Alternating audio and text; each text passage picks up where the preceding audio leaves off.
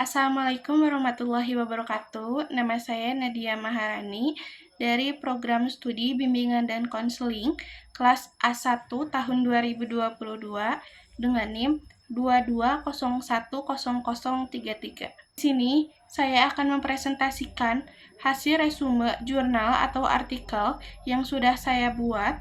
Berikut artikel pertamanya dan artikel keduanya. Saya akan menjelaskan terlebih dahulu mengenai tentang artikel 1.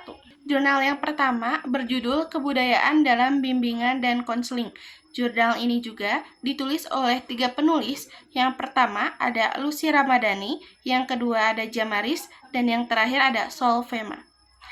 Jurnal ini diterbitkan pada tahun 2022. Sebelum saya menjelaskan ke inti atau hasil dari resume dalam jurnal tersebut, saya juga akan menjelaskan terlebih dahulu tentang apa sih tujuan penelitian dari jurnal ini.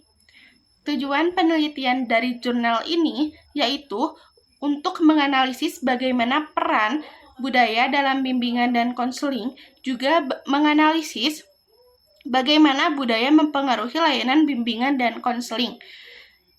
Di sini juga, di jurnal ini juga menjelaskan tentang pentingnya konseling lintas budaya, di mana dalam layanan ini konselor dituntut atau ditekankan untuk bisa menyesuaikan diri dan memberikan pendekatan yang digunakan atau untuk digunakan dalam layanan dengan latar belakang klien yang berbeda-beda.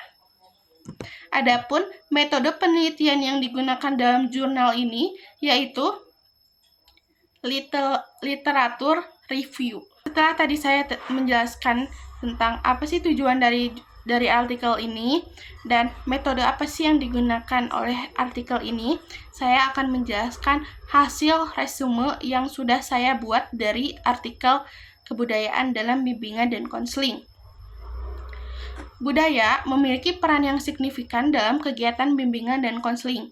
Setiap individu yang akan diberikan layanan oleh konselor pastinya memiliki latar belakang yang berbeda-beda, baik dari asal ideologinya atau adat istiadatnya. Nilai budaya yang dianut oleh individu juga pastinya akan mempengaruhi tentang tingkah laku individu tersebut.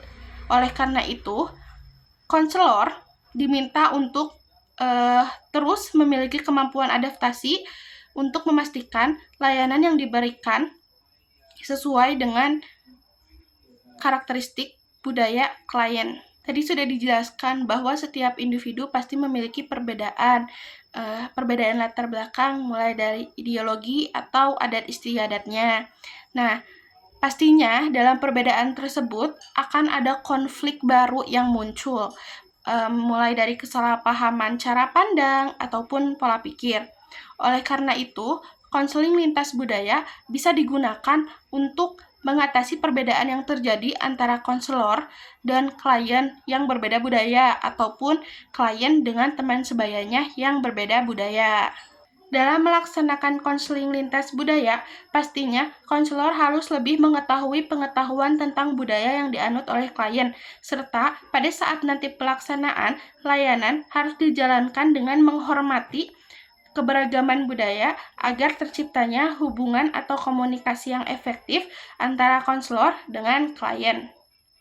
Selain itu, konselor juga harus menyesuaikan penggunaan pendekatan yang tepat untuk menghadapi masalah yang terkait dengan konseling regional, nasional, ataupun internasional. Hal ini atau pendekatan ini dapat disesuaikan dengan budaya yang dianut atau permasalahan yang sedang dihadapi oleh klien. Sekian penjelasan mengenai hasil resume artikel pertama. Selanjutnya yaitu ada hasil resume artikel kedua. Judul artikel ini yaitu Literatur Review, Keberadaan Budaya yang Saling Berkaitan pada Konseling. Ditulis oleh 5 penulis, yaitu Nata Septi Mulyani, Indah Mahmuda, yang ketiga Noval Ramadan Prima, yang keempat Bella Cynthia, dan yang kelima ada Tony Romulus Aritonang. Artikel ini diterbitkan pada tahun 2022. Tujuan dari Artikel atau tujuan dari penelitian ini adalah untuk mengeksplorasi pengaruh budaya terhadap keberhasilan konseling, juga meningkatkan kesadaran konselor mengenai tentang pentingnya memiliki kepekaan yang tinggi terhadap pemahaman latar belakang budaya klien, dan juga memberikan wawasan tentang integrasi elemen budaya dalam program bimbingan dan konseling. Metode yang digunakan dalam jurnal ini masih sama dengan artikel pertama, yaitu memakai tinjauan pustaka atau literatur review. Hasil resume ini, yaitu artikel ini membahas tentang pengaruh budaya terhadap keberhasilan konseling. Maka dari itu, konselor dituntut untuk memiliki kepekaan yang tinggi terhadap budaya klien. Konseling antar budaya ini berfokus pada budaya konselor dan juga budaya konseling, karena hal ini mempengaruhi pelaksanaan layanan konseling antar budaya. Ada beberapa aspek yang penting dalam layanan konseling lintas budaya. Yang pertama adalah latar belakang konselor, yang kedua latar belakang konseli atau klien, yang ketiga ada asumsi mengenai masalah-masalah yang akan diangkat selama konsultasi, dan yang terakhir ada nilai-nilai yang mempengaruhi hubungan konselor dan juga konseli. Adapun faktor-faktor yang mempengaruhi layanan konseling lintas budaya, yaitu tentang kondisi demografis, usia, jenis kelamin, tempat tinggal, variabel negara pendidikan, politik, ekonomi, serta etnografi agama, budaya, dan juga tradisi. Adapun karakteristik yang harus dimiliki oleh konselor lintas budaya. Yang pertama, konselor lintas budaya harus menyadari nilai-nilai pribadi yang mereka pegang dan bagaimana pandangan mereka terhadap perilaku manusia. Mereka perlu memahami bahwa setiap konselor memiliki nilai dan kebiasaan tertentu yang penting untuk dijaga. Namun, konselor juga harus menyadari bahwa klien mungkin memiliki nilai dan kebiasaan yang berbeda. Maka dari itu, konselor harus dapat memahami dan menghargai perbedaan tersebut untuk dapat memberikan bantuan yang efektif. Yang kedua adalah konselor lintas budaya perlu memahami tentang prinsip dasar dan anggaran konseling. Misalnya, seorang konselor yang bekerja dengan klien dari budaya yang berbeda perlu memahami bahwa pendekatan konseling yang digunakan dalam satu budaya mungkin tidak akan selalu berlaku di budaya lain. Selanjutnya ada konselor harus memahami anggaran konseling. Misalnya, waktu yang cukup untuk mendiskusikan masalah secara mendalam atau pendekatan yang lebih praktis.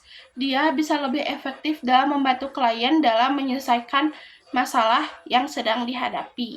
Yang ketiga, konselor lintas budaya wajib mengetahui dampak etnisitas, serta mereka wajib mempunyai kepedulian terhadap lingkungannya. Yang keempat adalah konselor tidak boleh memaksakan budaya atau nilai-nilai pribadi terhadap klien. Maksudnya di sini adalah konselor harus bisa menghargai dan bisa menerima perbedaan budaya antara dirinya dengan klien. Mereka juga tidak boleh menganggap bahwa budaya atau nilai pribadi mereka itu lebih baik dan lebih benar dibanding dengan budaya yang dianut oleh klien. Dan yang terakhir ada konselor menggunakan pendekatan eklektik dalam konseling.